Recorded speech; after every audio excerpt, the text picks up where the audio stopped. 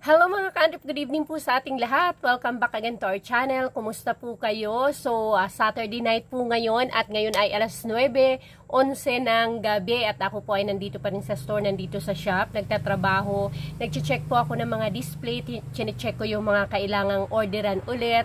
So, ganun po ako ka-hands-on dito sa aming business, sa aming motor shop business. Sa mga hindi nakakalam, meron po kaming dalawang branch at nag-start po kami sa small. Super maliit lang po talaga. So may kinalaman po ang i-share ko sa inyo ngayong gabi dahil shout out to Mr. Nelok na nagtanong po kung saan daw ba tayo or saan ba pwedeng mag-loan na website or app. So mga ka-antrep, personally po hindi ko po sinasuggest talaga na doon kayo mag-loan sa mga online app or mga website. Para lang po sa akin kasi yung i-share ko po sa inyo, meron po, ito po yung mga legit talaga na sigurado kayo na hindi kayo may scam at hindi ganun kalaki ang interest na ibibigay sa inyo at walang harassment in the future kasi syempre marami tayong naririnig sa mga online loans na yan na may mga harassment sa in the future, 'di ba? Or mauuwi sa scam. So kami mga ka-antrep ay nag-start talaga kami sa maliit lang itong aming shop. Nag-start kami sa maliit hanggang sa unti-unti lumago hanggang sa nandito na nga po kami ngayon sa ganitong estado. So dalawa na yung shop namin at awa ng Diyos ay masasabi kong malayo pa, napakalayo pa, pero napakalayo na po namin nung kami ay nag-umpisa.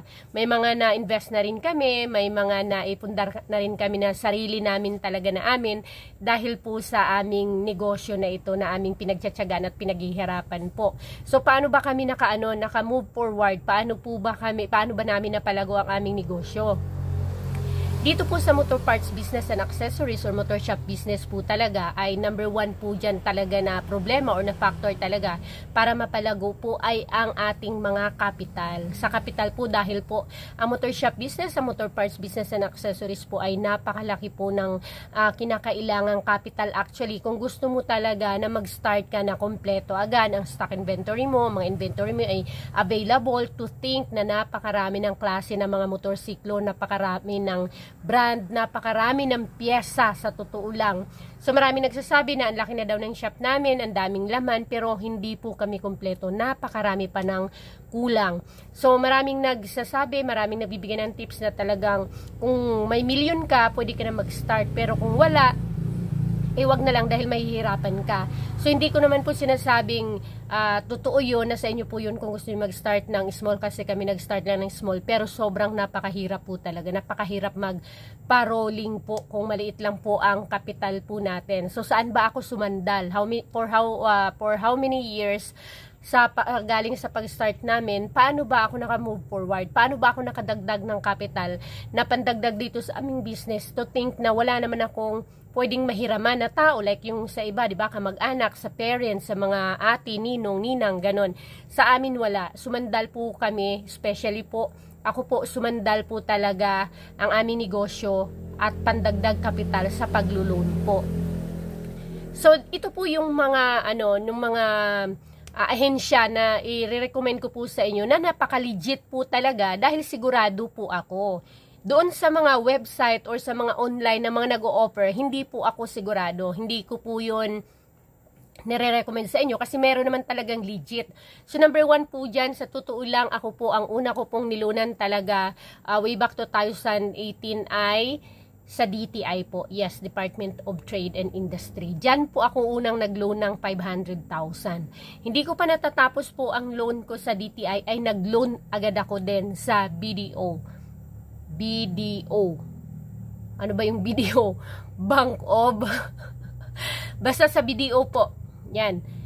So, pagkatapos nung loan ko sa BDO, kasi 2 years ko lang siyang kinuha, ay nag-loan ulit ako sa BDO. So, 2018, nagkaabutan yun yung aking DTI, ilang months lang after that, nag-loan agad ako din sa BDO kasi yung sa BDO hindi naman talaga kailangan talaga namin. Yung DTI kinailangan ko talaga, nag-apply ako. So balik muna tayo, isa-isahin natin. DTI ay napaka-legit, yes po, dahil yan ay nasa ahensya ng gobyerno po talaga yan. Kaya lang, medyo matagal po that time ang proseso. Sa akin po personally umabot ng 8 months. So nag-start ako mag-prepare, mag-submit ay May April, May, at na-release siya saktong-sakto at tandang-tanda ko ng December 4 na. So, ganun po siya katagal at ang dami po niyang requirements. Siyempre, sa gobyerno po yun. Pero ngayon, pwede kayong magtanong, tumawag kayo sa trunk line or sa customer service ng DTI para matanong nyo kung gaano na ba katagal ang proseso kasi hindi na ako nag-loan again sa DTI dahil nga nakapag-loan ako sa BDO. So, again, sa DTI po, ang kailangan lang nila dapat kasi nag-exist na yung business mo. Kumbaga, nag-operate na yung business mo ng at least 2 years. So, again po, ay confirm nyo po yan kung bago na yung kanilang terms and conditions, pero nung ako po 2018, dapat 3 years na po nag-ooperate ang business mo.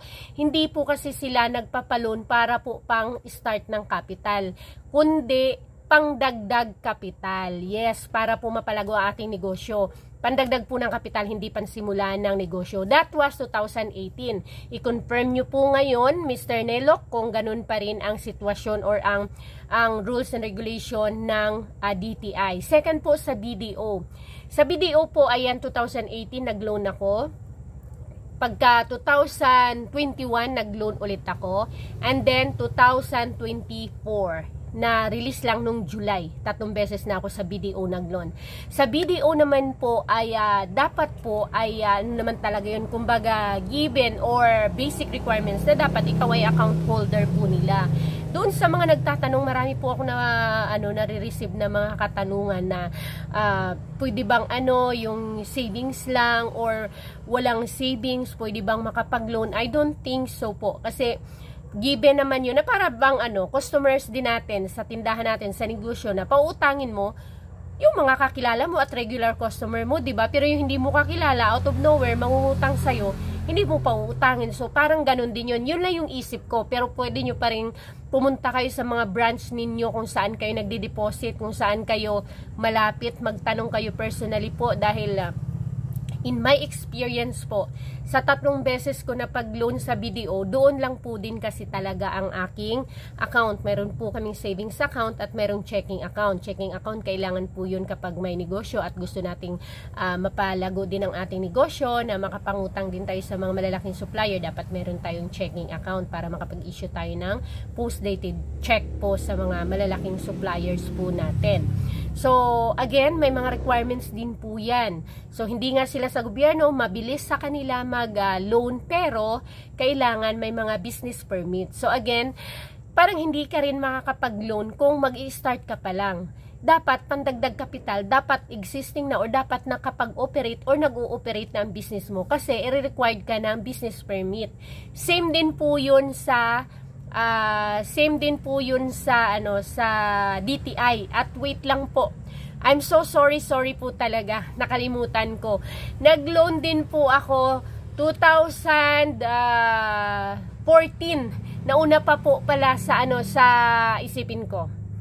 Nag-loan po pala ako sa Metro Orex. Yun po pala ang umpisa talaga.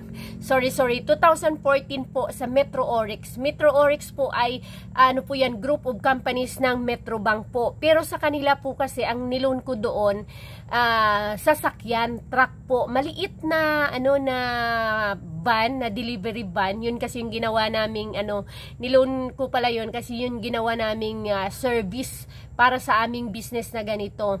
So, ang sa Orex, Metro Orex po ay 70% sagot nila, 30% i-down payment mo yon. So, ngayon po, 2024, Metro Orex, i-take note nyo lang po yung mga binabanggit ko. Nationwide din po yan sila. So, kailan ba yon? September, nag-update po ako sa kanila. Marami na po silang ino-offer na mga loan po. Dito po, pwede yung mga pwede ka na sa printing, pwede ka sa yung sasakyan. Marami po silang ino-offer na pwede mo pong i-loan. Pwede nilang ibigay po ay cash po. Cash ang ibibigay nila sa'yo, tapos ikaw na ang bibili ng pangangailangan mo or ng materialis or ng unit na kailangan mo, kagaya nung nangyari sa amin. So, binayaran nila sa, binilhan namin ng sasakyan yung 70% at yung 30% nang galing sa akin.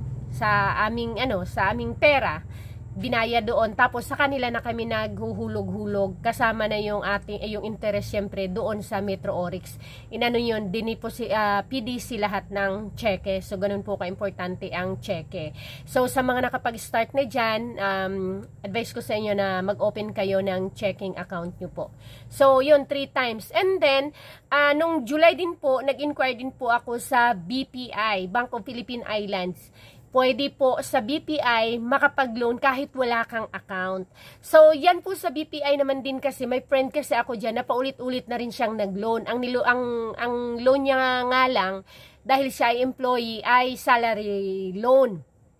Pero sa mga business owners, ayun, nag-inquire po ako personally po. I-scroll nyo po, i-check nyo dyan yung mga old videos ko. This year lang, yan, meron ako dyang video kung paano mag-loan sa BPI, Bank of Philippine Islands. Binanggit ko po dyan ang mga requirements. So, pwede po kayo doon. Maliit lang din po ang interest nila.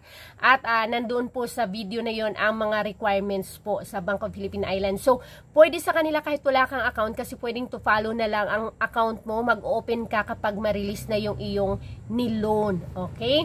So, next po ay sa Palawan Pawn Shop. Sa Palawan,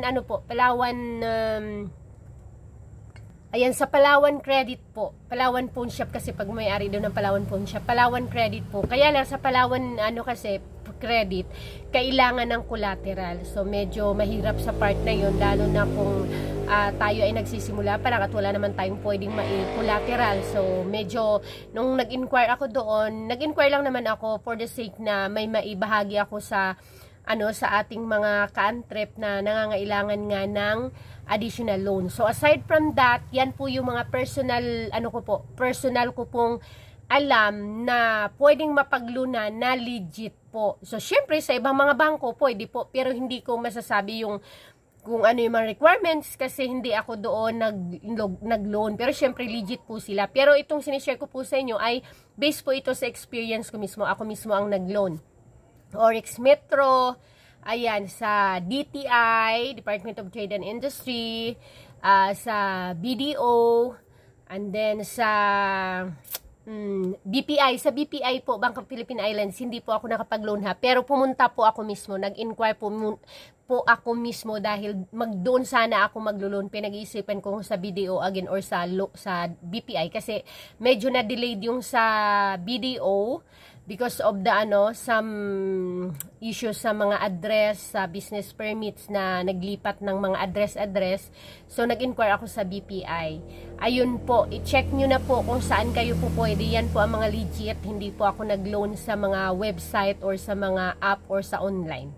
Okay, so yun lang po. Sana ay ma-inspired kayo at ayan po talaga ay napakalaki ng maitulong sa atin ng loan po. Ngayon po may may standing loan po ako sa BDO na nag-start lang siya nung September. So 2 years ko po siyang huhulugan.